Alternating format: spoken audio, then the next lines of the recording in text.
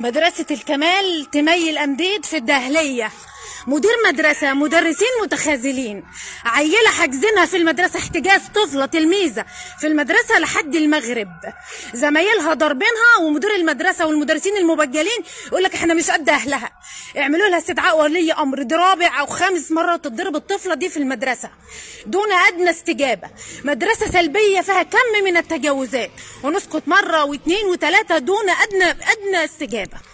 مدرسة الكمال تمي الأمديد، ولسه حالا متواصله مع وكيل وزاره المدرسه. للاسف علشان تقعد قدام الكمبيوتر لازم تدفع 10 جنيه، تصليح ميكروفون، تصليح ما اعرفش ايه، لم فلوس على الفاضي وعلى المليان. والشغل ما شاء الله تجاوزات في المدرسه، اخرها ان الطلاب يتجمعوا على طفله يضربوها، مديرين المدرسه والمدرسين المبجلين علشان اهلها ما يعرفوش يحتجزوها. ده المغرب بيدن علشان والدتها تروح تاخدها نطبطب عليها ونسيس في الامور. وللمره العاشره بنتين ولاد عم يضربوها 3-4 مرات وبالشلاليت بالالفاظ النبيه. والدتك ما عرفش بتشتغل ايه واهلك بيشتغلوا ايه، اهلهم يشرفوا. لما نيجي نرد على المدرسه مره واثنين وثلاثه المدرس يسيس، ومعلش هننقل بنتك من الفصل، اصلهم قوه واصلهم ولاد عم مقويين بعض. احكي لي بقى كده ايه اللي حصل، احكي لي ايه اللي حصل. انت مش جايه بصورتك، ما تخافيش. ضربوك ازاي؟ عايز اعرف ايه اللي حصل. لما على يضربوا بالشلاليت والاقلام. بالشلاليت والاقلام؟ ومدير المدرسه كان فين في الوقت ده؟ كان جوه عمال يقول لك ما شفتش حاجه. يقول لك انا ما شفتش حاجه. يقول لي انتوا طلعتوا بره المدرسه، واقفين له كده بره المدرسه هنا. طب وحاجزينك ليه لحد دلوقتي؟ مش راضيين يطلعوك ليه؟ خايفين يجيبوا اهلهم. خايفين ان هم اللي يجيبوا اهلهم؟ يعني هم ضربوك خايفين ان هم اللي يجيبوا اهلهم؟ ده المدارس وده التعليم معالي الوزير. دي المدارس وده التعليم. المدرسين ما زالوا حتى الان داخل الفصل سايبين البنت وحاجزينها لحد مغرب الاذان المغرب، ومفيش اي ناس نجابه. بتضرب مره واثنين وثلاثه، ومدرس سلبي، مدير مدرسه سلبيه. دخلت الفصل بقول للمدرس ليه الطلبه يعملوا في بعض كده وحضرتك واقف؟ قال لي ما بلحهمش. البنت وقفت وشتمته بمنتهى الجرأه. قلت له انت مالكش شخصيه، انت مالكش لازمه، ده انت مراتك بتضربك في الفاظ ما لا يقال. والمدرس واقف متخاذل. وقول هعمل ايه زي ولادي؟ هم ده المدرسين اللي المفروض يكونوا قدوه للطلبه؟ هو ده مدير المدرسه المحترم الانسان السلبي اللي المفروض يكون قدوه؟ يقول لك انا قاعد في الفصل جوه ما شفتش. مفروض حضرتك يا استاذ مروان ان هم يدخلوا يضربوا بعض قدام حضرتك عشان تبقى تشوفهم، انما تتحرك وتيجي تشوف اللي بيحصل على طابور المدرسه وعلى بوابه المدرسه لا. بنتين ولاد عم، بنتين ولاد عم عاملين فتوات في المدرسه، اللي يكلمهم يضربوه ويقولوا للبنت ده انت مامتك بتشتغل وبتحط احمر واخضر ومامتك بتلبس محزق، ويتنمروا عليها في الفصل. البنت ترفض ان هي تيجي المدرسه لاكتر من شهر، بتيجي بالعافيه. معالي وزير التربيه والتعليم، المدرسه دي فيها كثير من التجاوزات. الميكروفون لو باظ كل طالب يدفع 20 جنيه، مذكرات من داخل المدرسه. كل فصل هنا بيحصل فيه درس خصوصي، المدرسين بيجوا يدوا هنا دروس خصوصيه. تجاوزات لا حصر لها، وبنتغاضى مره واثنين وعشرة عن التجاوزات. لكن للاسف المدرسين قاعدين دلوقتي في حجره المدرسه ومعاهم الفاضل المحترم مدير المدرسه، ولا حياه لمن تنادي، ولا حياه لمن تنادي. يا جماعه لو سمحتوا شير واشاره طبعا لمعالي وكيل الوزاره الدكتور أشرف العربي ووزير التربية والتعليم. مدرسة حتى الآن لسه محتجزة طالبة عندها، والمغرب بيدن وحضراتكم سامعين علشان أهلها ما يعرفوش، وخوفا من أهل الطالبتين التانيين. أصل أهلها بيجوا هنا وبيزعقوا بألفاظ نبيه وألفاظ خارجة، فالمدرسين عاملين حساب للي ضربوا، إنما اللي ضربت بنطيب خاطرها وبنراضيها بكلمتين. هي دي مدرسة الكمال اللي كنا بنطالب بمدرسة تانية في البلد. لا، ده المفروض مش المدرسة اللي تتغير، مدرسينها اللي مالهمش شخصية سلبيين. انا مش هضيع حق بنتي، ده حاجه بس توثيق للواقعه.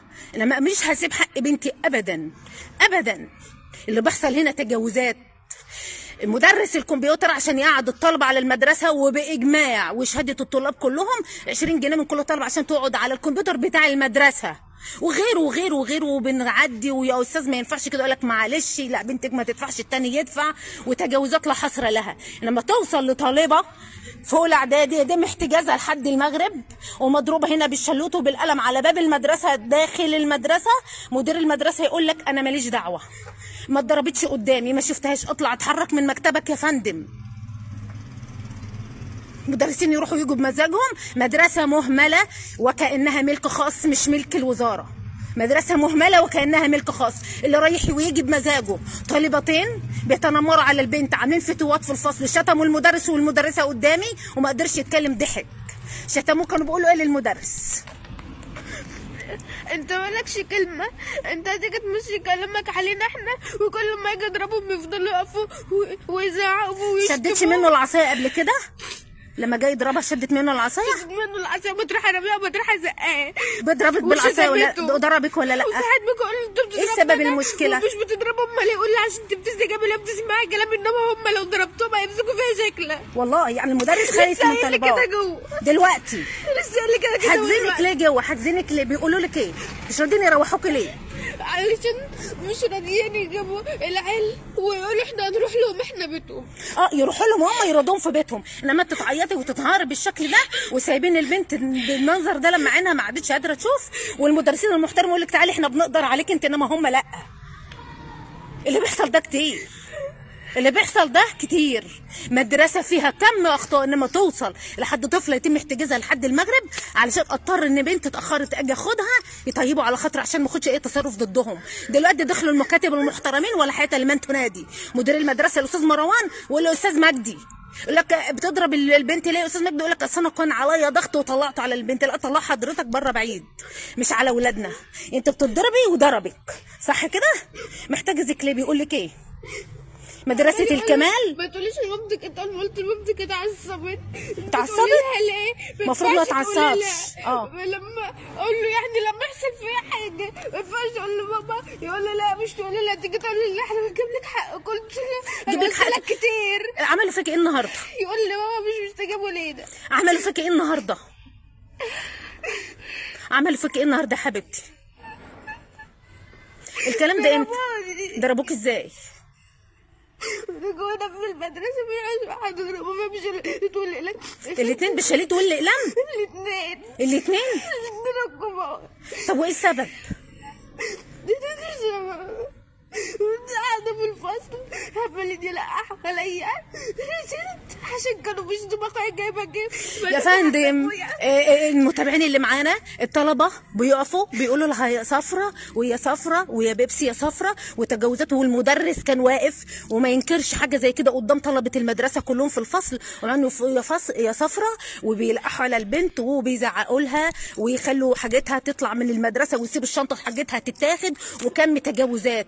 والاخر اصل بنتك بتتباهى وتقول اصل انت صحفيه، ده انت بتلبسي كذا وبتعملي كذا وبتروح وبتيجي نص الليل، ده هتعمل وتسوي، والفاظ لا دخل لهم فيها. ومدير المدرسه على علم قلت له الطلبه عندك بيقولوا للبنت كذا، اعمل لهم استدعاء ولي امر تشوفهم غلطان ولا يقول لك غلطان، بس هنعمل اعتبروهم بنتك. مره واثنين وعشرة تم التعدي على بنت بالضرب في المدرسه المحترمه، واعمل حساب للناس، لكن واضح ان هم ضمنوا اللي بيسكت حقه وخلاص تمام بعد كده. انما التانيين اهاليهم بيجوا بيشتموا خايفين، يقول لك احنا خفنا نعمل لهم استدعاء ولي امر، اصل ابهاتهم بيجوا بيهيصوا، اصل هم لهم ابهات واحنا ملاش. مدرسه الكمال، مدرسه الكمال للاسف لا حظ لها من نصيبها اطلاقا. مدرسة الشهيد أحمد وحيد أبو الفتوح، معالي وكيل الوزارة، أنا لسه متواصلة مع حضرتك حالا قبل اللايف، ده توثيق للواقعة. المغرب بيدن والبنت ما زالت محتجزه داخل المدرسه، رافضين يطلعوها علشان اجي راضيها ويطبطبوا عليا يضحكوا عليا بكلمتين. معلش انت الاحسن، انت الاكبر، اصلهم اهلهم فلاحين، انما انت متعلمه، انت اللي تعملي الامر اكتر، واعتبرهم ولادك ولادي. لو ضربوا بعض ده انا بقول لهم كده عيب. ما طلعتش من المدرس لما يدمروا بنت، لما يدوروا نفسيه بنت ترفض ان هي تيجي تتعلم. مدير المدرسه سلبي باقصى درجه، لما قلت له بيحصل تجاوزات في المدرسه زعل، اجي اكلمه ما يردش. الاستاذ مجدي مدرس الدراسات المفروض ان هو مشرف الدور، بيحصل قدامه كل التجاوزات ويتهان ويتشتم، وجاي يمسك العصايه البنت يقول لها اسكتي، قامت ماسكه منه العصايه قالت له اتشطر على بيتك، علي صوتك في بيتك ما تعليهوش هنا، انا ما بسكتش. وترد عليه الكلمه ب10، والكلام الواحد يتكسف ان هو يقوله، والمدرس واقف جوه الفصل دلوقتي وسامع كل الكلام ده. وكل مره ليه بتضرب اولادي يقول لك اصل انا بضمنك، اصل انا ضامنك انت، انا مش ضامن غيرك. هم ما اقدرش معاهم، ما اقدرش عليهم. استاذ مجدي مدرس الدراسات، والاستاذ مروان يا مدير يا وكيل وزاره التربيه والتعليم يا معالي الوزير، انا عيالي بيجي هنا بيتهانوا. اقسم بالله اللايف ده ما هيتمسح الا لما يتخذ اجراء فوري قصاد اللي بيحصل ده. المفروض اعمل ايه دلوقتي؟ اطلع مركز اسمه شرطه التنميه الامنيه اكتب بلاغ فيهم؟ اكتب بلاغ في اطفال؟ اكتب بلاغ في اهاليهم؟ ايه اللي بيحصل ده؟ ايه اللي بيحصل من التجاوزات ده؟ فين الشخصيه المدرس المفروض ان هو يقف؟ المدرس بيتشتم، المدرس بيتشتم هنا، المدرس اللي حضراتكم شايفينه ده بيتشتم هنا. اعتقد ان الرساله وصلت. شكرا. استني بقى، استني.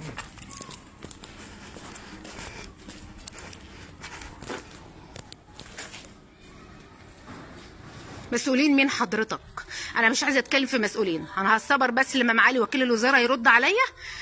اللي بقول له هتواصل مع مدير الاداره، ومدير الاداره عارف كل التجاوزات. اعملي محضر. تماما، هعمل محضر حالا. شكرا. كم مرة طالبنا من الوزارة بتنزل في تفتيشات على المدرسة اللي حاسة ان هي في كل وحدها وبتعمل كم من التجاوزات ولا وجود. لما البنت تتضرب مرة من اول يوم في الدراسة، دخلت علشان ارد الولاد على بعضهم، البنت هنتني والمدرس واقف، جيت ارد قال لي دي بنتك، اعتبرها بنتك، وبشهود. مش اول مرة بنات عاملين وكأنهم فتوات. للأسف عدم تربيه في البيت، بيطلعوا هنا يعملوا نفسهم فتوات واهاليهم مبسوطين بيهم.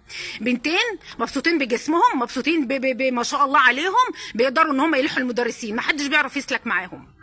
بنات بيتكلموا كلام اكبر منهم ب50 سنه، بيتدخلوا في امور شخصيه وامور عائليه. ده انت باباكي، ده انت مامتك، ده انت باباكي، ده انت مامتك. ادها المدرسه وده وزاره التربيه والتعليم. وكيل الوزاره يا استاذ ابراهيم تواصلت معاه، قال لي هكلم مدير الاداره. انا هطلع، انا وثقت دلوقتي في فيديو، هطلع على المركز اوثق اللي حصل ده من اهمال وتقاعس من مدير المدرسه والمدرسين، لانه كل شايف.